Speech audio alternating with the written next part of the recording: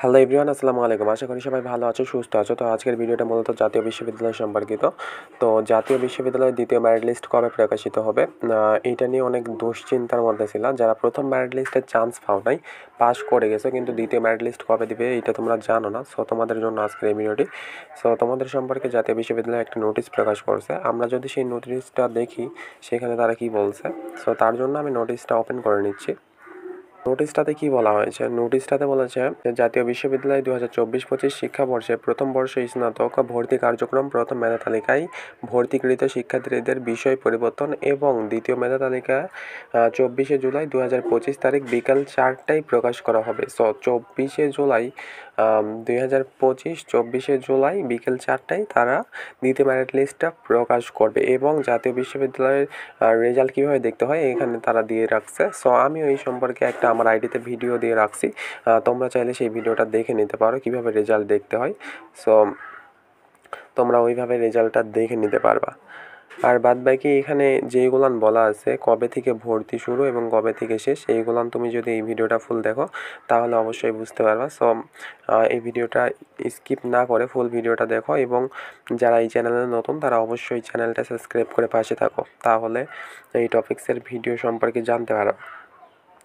So তারপরে তারা বলেছে দ্বিতীয় মেধা তালিকায় স্থানপ্রাপ্ত ভর্তিচ্ছ কোনো শিক্ষার্থী 2023-24 শিক্ষাবর্ষে কোনো শিক্ষা কার্যক্রমে ভর্তি হয়ে থাকলে তাকে অবশ্যই 31শে জুলাই 2025 উল্লেখ্য যে 31শে জুলাই 2025 তারিখের মধ্যে পূর্ববর্তী শিক্ষাবর্ষের ভর্তি বাতিল করে অনলাইনে চূড়ান্ত ভর্তি ফর্ম পূরণ করতে হবে। অন্যথায় দ্বৈত ভর্তির কারণে শিক্ষার্থীর 24-25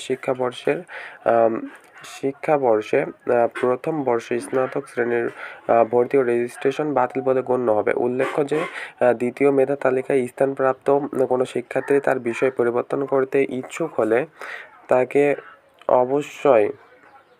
অবশ্যই চূড়ান্ত ভর্তির ফর্ম বিষয়টা পরিবর্তন নির্দিষ্ট করে ইয়েস অপশান সিলেক্ট করতে হবে। এক্ষেত্রে শিক্ষার্থীদের বিষয় পছন্দক্রমে অনুযায়ী সংশ্লিষ্ট কলেজ বিষয়ভিত্তিক শূন্য আসনে মেধা তালিকার বিষয় পরিবর্তন করবেন।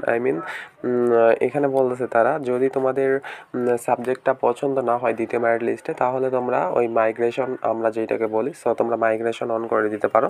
তারপরে তারা ভেবে চিন্তে যদি তোমাকে অন্য সাবজেক্ট দেওয়া যায় তাহলে তারা দিয়ে দেবে। সো এইটাই বলেছে তারা। সো তারপর নিচে কিছু বিবরণ দিছে, আমরা যদি সেইগুলো দেখি। প্রথম মেধা তালিকা ভর্তিকৃত শিক্ষার্থীদের মধ্যে যাদের বিষয় পরিবর্তন হবে তাদের পরিবর্তিত বিষয়ের ভর্তি ফর্ম অনলাইন থেকে ডাউনলোড করে এবং প্রিন্ট পিডিএফ কপি সংগ্রহের তারিখ এবং উল্লেখ্য যে কোনো শিক্ষার্থীদের বিষয় পরিবর্তন হলে তার পূর্বের বিষয়ের ভর্তি বাতিল হয়ে যাবে এবং পরবর্তী বিষয়ে তার ভর্তি নিশ্চিত হবে। তবে কোনো শিক্ষার্থীদের বিষয় পরিবর্তন না হলে তাকে পূর্বের বিষয় ভর্তি বহাল থাকবে।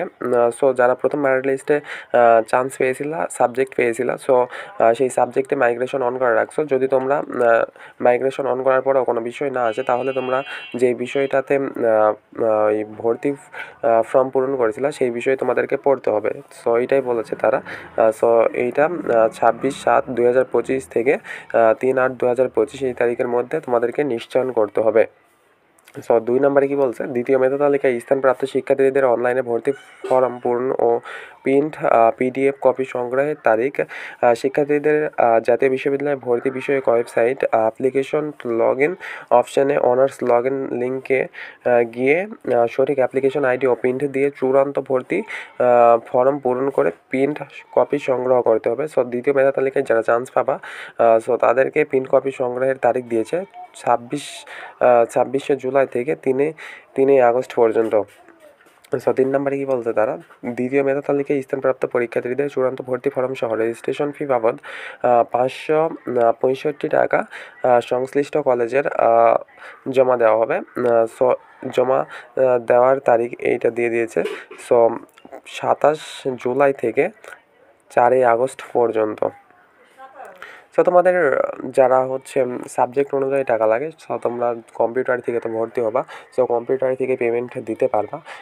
কম্পিউটার থেকে একবারে তুমি পেমেন্ট দিয়ে কলেজে কাগজপত্রগুলো জমা দিলে তোমাদের ভর্তি কনফার্ম করে দিবে কলেজ কর্তৃপক্ষ।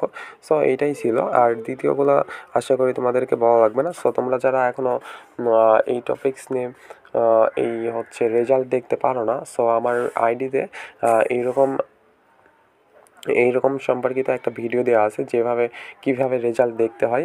সো তোমরা চাইলে সেই ভিডিওটা দেখে আসতে পারো।